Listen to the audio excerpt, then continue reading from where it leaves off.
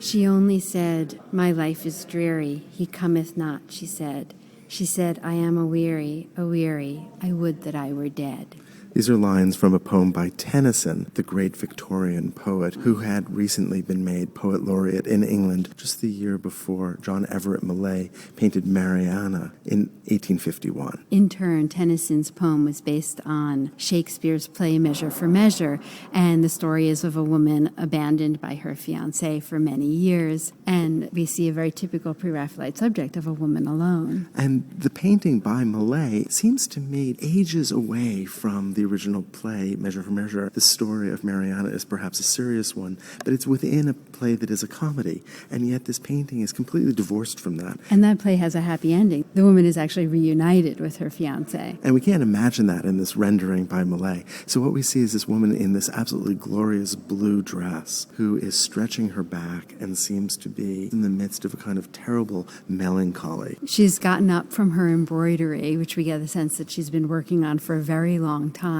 And there's an obvious sense of waiting. I mean, the poem is all about waiting and time passing. And this idea of the passage of time and of a painting expressing a mood or a feeling are two strands that we see a lot in Pre-Raphaelite painting. There's a heroism of emotion itself as an event that can be painted that is so particular to 19th century British art. And an inner emotion, a solitary emotion, because before there would be narrative paintings with people enacting emotions toward each other. And here the narrative isn't about Mariana at the moment of her being abandoned by her fiancé, but a moment of waiting. It's a funny moment to paint. Millais is really brilliant in his ability to create for us a sense of what she thinks and what she sees. She is surrounded in this painting by a set of things to look at, and as we look at them, we imagine her looking at them. We have that intensely rendered embroidery on the table, and then we have those leaves that have fallen that almost look as if they will also be embroidered into that pattern, but they heighten so greatly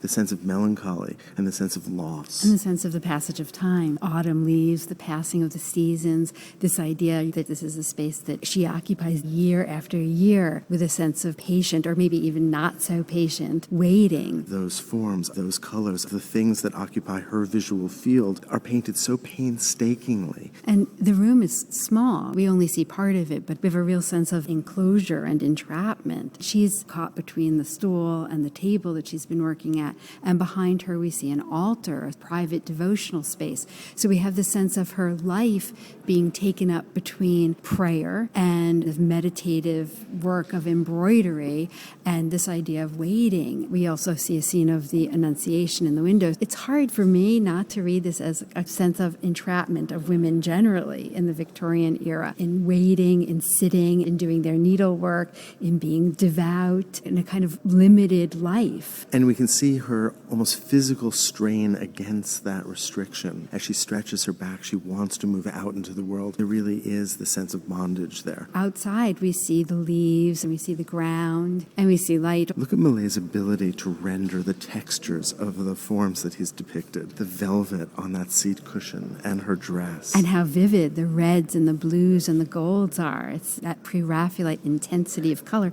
that's so different than the colors that a Victorian viewer would see in academic painting. And it's so clearly based on direct observation as opposed to ideal form. He really went out of his way to make sure that there was a kind of authenticity to what he's rendering. Well, the mouse on the lower right that we see was actually painted from a dead mouse, apparently, that Millais caught in his studio. And the mouse appears in Tennyson's poem. And even the stained glass window was painted directly from an actual stained glass window at Oxford University that the artist had climbed up some scaffolding to get a good close look at. It feels to me as though part of what the painting is about is a tension between nature and art. The leaves from the outside have come in, so we have nature coming inside.